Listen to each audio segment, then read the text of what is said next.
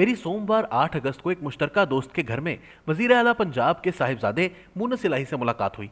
मुलाकात इनकी ख्वाहिश पर हुई और इनका कहना था, आप मुझसे जो भी पूछेंगे मैं आपको सच सच बताऊंगा और फैसला आप पर छोड़ दूंगा। मैंने पहला सवाल किया, आप जब इमरान खान से मुलाकात के लिए बनी गाला गए थे तो क्या चौधरी शुजात को डील का इल्म था? ये हंसकर बोले, मामू को 100% मालूम था और हम इनकी मर्जी से गए थे। आप हमारे घर आए हुए हैं, आप जानते हैं दूसरी मंजिल पर चौधरी शुजात और परवेज इलाही के कमरे आमने सामने हैं और दरमियान में लाउंज है। मेरा कमरा भी वहीं है। मुलाकात से पिछली रात मामू सोफे पर लेटे हुए थे, हम सब इनके सामने बैठे थे। मामू ने कहा, हमने बस सीएम बनना है, ख्वाह हमें काला चोर बनाए। मैंने मामू से पूछा, अगर नून लीग और पीटीआई की चीफ मिनिस्ट्री में से किसी एक का फैसला करना हो तो कौन सी बेहतर होगी? मामू का जवाब था, इमरान खान। मैंने इन्हें बताया, सुबह पीटीआई का वफ्द आ रहा है। मैंने इनसे कह दिया है कि आपके पास अगर ठोस ऑफर है तो आप आए, वरना हमारी तरफ से इनकार है। मामू ने कहा, ठीक है, आप बात करो। अगले दिन परवेज खटक, शाह महमूद कुरैशी और असद उमर आ गए। ये वापस गए तो मुझे एमएस का फोन आ गया। मुनस इलाही रुके और पूछे, क्या आप परवेज खटक फॉर्मूले से वाकिफ हैं? मैंने जवाब दिया, जी हाँ, परवेज खटक जब इमरान खान से फाइनल अप्रूवल लेते हैं तो ये इनसे कहते हैं, आप अगर इस बात से पीछे हटे तो मैं मीडिया में जाकर कह दूंगा इमरान खान ने मुझसे वादा किया था और ये बात से फिर गया। इमरान खान अगर ओके कर दें तो परवेज खटक फिर बात आगे बढ़ाते हैं, वरना साइड पर हो जाते हैं। ये टेक्निक परवेज खटक फॉर्मूला कहलाती है। मुनस इलाही हंसकर बोले, बिल्कुल सही। हमने फैसला किया था, हमें जब तक परवेज खटक नहीं कहेंगे हम उस वक्त तक वजीर आजम से नहीं मिलेंगे। चुनाचे जब एमएस का फोन आया तो मैंने अहमद भाई से कहा, मैं परवेज खटक से बात करके बताता हूं। एमएस ने जवाब दिया, आप खटक साहब से खुद बात कर लीजिए, और फोन खटक साहब को पकड़ा दिया। खटक साहब ने मुझसे कहा, मेरी खान से बात हो गई है, आप लोग आ जाएं, और यूं हम बनी गाला रवाना हो गए। मैंने पूछा, क्या चौधरी शुजात और सालिक हुसैन इस बैकग्राउंड से वाकिफ थे? यह हंसकर बोले, सालिक ने हमारे साथ बनी गाला जाना था, इनका नाम गेट और मेहमानों की फहरिस्त में शामिल था, लेकिन जब जाने की बारी आई तो ये फोन कान से लगाकर बाहर निकल गए। मैंने पूछा, आपने जब इमरान खान के साथ डील की तो क्या चौधरी शुजात फैमिली ने आपसे मुकम्मल तौर पर कता ताल्लुक कर लिया? ये बोले, हरगिज नहीं, हम एक ही घर में रहते रहे। सालिक हुसैन 16 अप्रैल 2022 के वजीर आला के इलेक्शन के लिए मेरे साथ वोट मांगते रहे, ये अब्बा के साथ मीटिंग्स में भी जाते रहे और मेरे साथ पीटीआई के मुनहरिफ एमपीएस से मिलते रहे। मैंने पूछा, मसलन आयशा नवाज पीटीआई की एमपीए थी, ये इन 25 सरकार में शामिल थी जिन्होंने 16 अप्रैल को हमजा शहबाज को वोट दिया था। सालिक हुसैन का एक दोस्त इमरान खान को जानता था। सालिक ने अली के जरिए मेरी आयशा से मुलाकात कराई। हम दोनों एमएम आलम रोड पर अली के पेंट हाउस में आयशा नवाज से मिले और इनसे बार्गेनिंग करते रहे। मैंने पूछा, आप लोग अगर इतने करीब थे तो फिर चौधरी शुजात का 22 जुलाई का खत समझ में नहीं आता? ये हंसकर बोले, हम जब तक हार रहे थे इन लोगों को कोई इशू नहीं था, लेकिन जो ही पीटीआई ने जिमनी इलेक्शंस में 15 सीटें हासिल कर ली और अब्बा सीएम बनते नजर आए तो ये हमसे नाराज हो गए।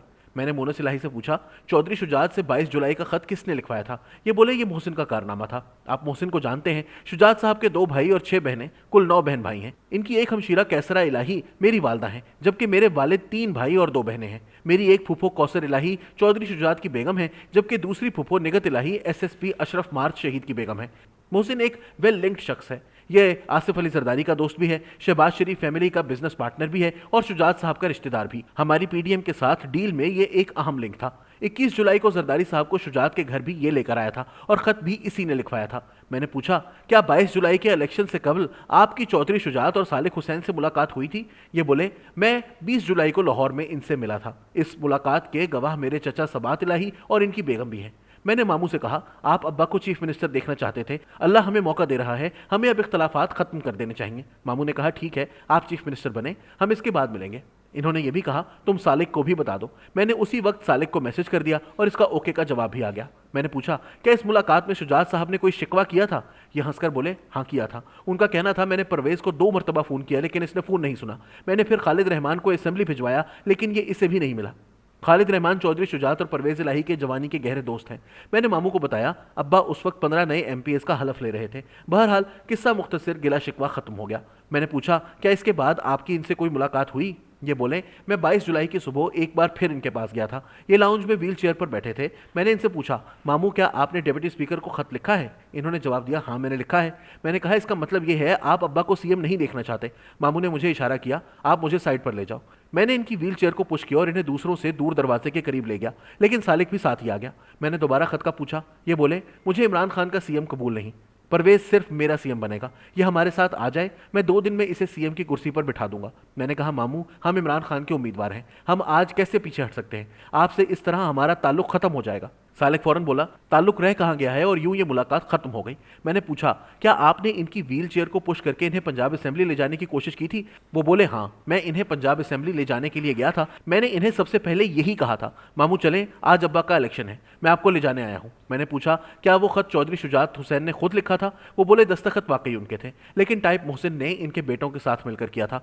मामू ने मुझे बताया था, मैंने एमपीएस को खत लिखा है, ये वोटिंग के दौरान किसी को भी वोट ना दें, लेकिन जब खत बाहर आया तो इसमें हमजा शहबाज को वोट देने का हुक्म था।